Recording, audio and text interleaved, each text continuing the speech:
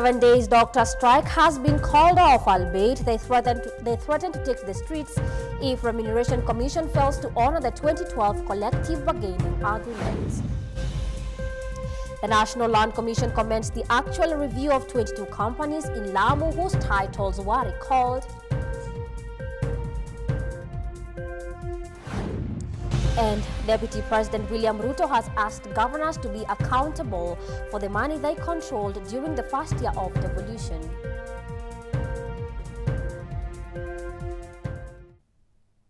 Hello and welcome to GBS Morning News on this 24th day of the month of September. My name is Florence Ndungu. The 11 days doctor strike has been called off by the Kenya Medical Practitioners, Pharmacist and Dentist Union.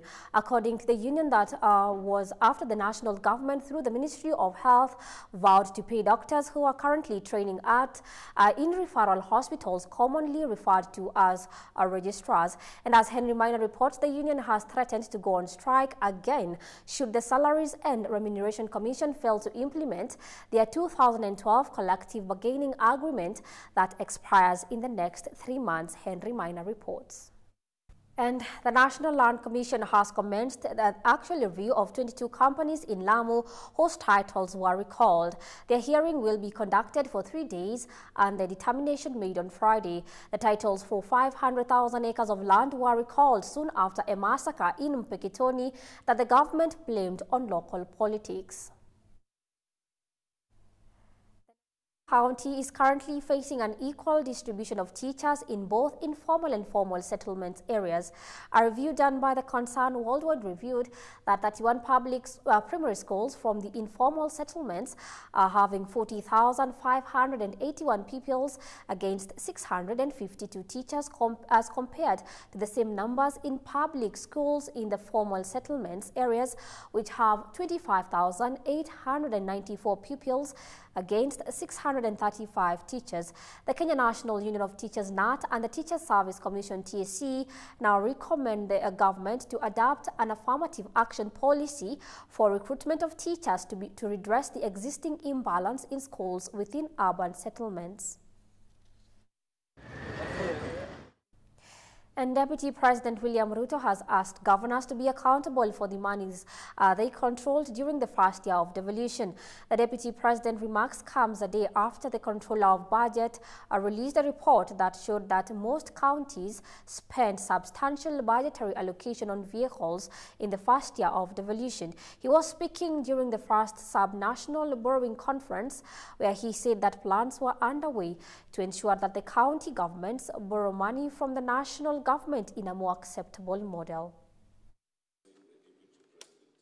The President Uhuru Kenyatta asked the developed world to take the lead in controlling climate change, even as he called on developing countries to increase voluntary efforts to manage the environment.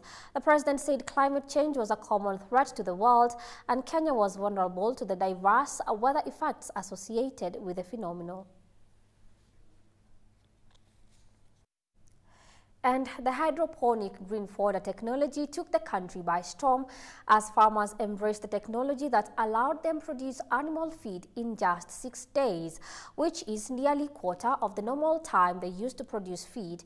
If well utilized, the system will allow farmers in the country become twice as productive, ensuring food sustainability. However, lack of proper information by farmers can also cost them a lot. Our reporter Josephine Wawera shares some useful information that if keenly adhered to could increase farmers' yield and avoid losses when applying the hydroponic technology.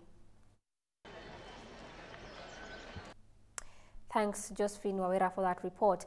And a group that was formed 1 year ago comprising of women who are left by their spouses after giving birth to children with mental disability breathed a sigh of relief after they received equipment worth 2 million shillings from the county government of Narok. Indeed, that's a timely gift. And thank you so much for watching GBS Morning News. Keep it right here. Sports News is up next.